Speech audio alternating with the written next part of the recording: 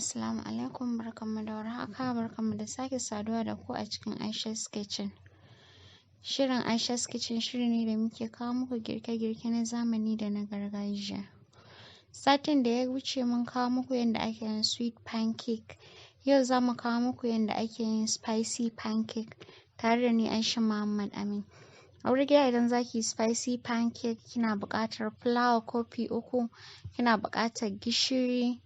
ɗan kaɗan, sannan kina buƙatar siga cokali 4, sannan kina buƙatar baking powder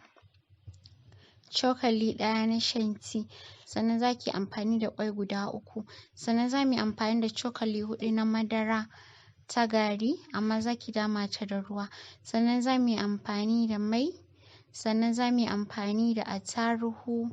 da albasa, sannan idan kina da koren tattasai ma za ki yi amfani da shi, sannan kuma za mu yi amfani da albasa mai ganye. Da farko uwar gida za ki haɗa fulawarki da gishiri da baking powder, ki samu kwanonki mai tsafta sai ki sa rariya sai ki tankaɗe sai ki ajiye shi a gefe, sannan sai ki ɗauko ƙwanki ki sa a kwano sai ki kaɗa shi sosai, sannan sai ki ɗauko madara ita ma sai ki dama ta da ruwa, sannan sai ki kawo fulawarki da kika riga kika tankaɗe ta sai ki haɗa madararki da ƙwai sai ki zuba a ciki sai ki rinƙa juyawa a hankali, sannan sai ki ɗauko albasarki wanda kika yayyanka ta sai ki saka, sai ki ɗauko tattasai ja red pepper shi ma sai ki yayyanka shi ƙanana sai ki saka, sai ki ɗauko koren tattasanki shi ma da kika yayyanka shi ƙanana sai ki zuba, sannan sai ki jajjaga attaruhu guda 1 don ba a son yayi yaji, za kuma ki iya barin shi haka ba sai kin sa attaruhun ba sai ki saka, sannan sai ki ɗauko sannan sai ki kawo siganki shi ma dai sai ki zuba sai ki haɗa komai da komai dai sai ki juya, amma sai kin fara juya kin tabbatar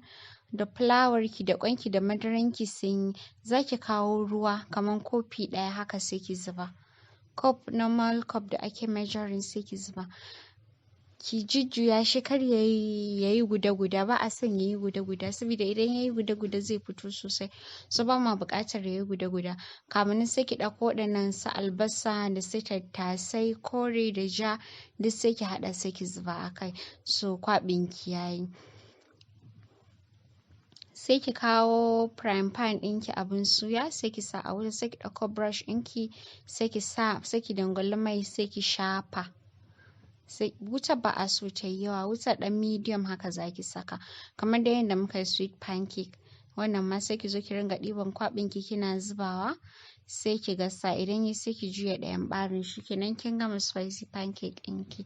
Yana da daɗi sosai, za ki iya yi ma yara idan za su tafi makaranta, sannan za ki iya yi da daddare idan ba kya buƙatar abinci mai nauyi sosai. Kar ku manta ku yi subscribing channel ɗinmu sannan ku kasance da mu sati na gaba domin jin irin girkin da za mu kawo muku. Assalamu alaikum.